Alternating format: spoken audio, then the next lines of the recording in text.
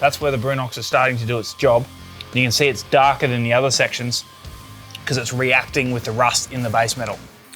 If you're doing any bodywork like me on your four-wheel drive and you're going back to bare metal like this, here's why you need to use Brunox. Once you've actually sanded back all the paint on your project, that bare metal is open to the elements, and even though you can't see it, it actually almost starts to rust straight away from stuff like moisture in the air, or even just from moisture from your fingers if you touch the panel. The way to protect your project's panels properly from the start is with Brunox. Brunox will treat that moisture on the panel and prime it all in one.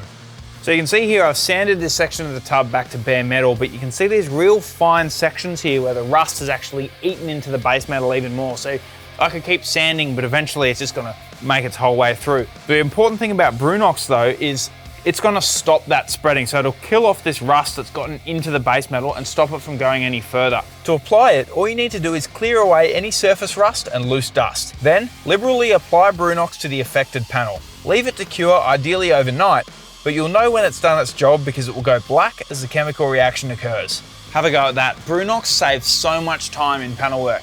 And because it's a primer as well, it means I can apply a top coat directly over it and it'll be good to go. So for more info, head to brunox.com.au.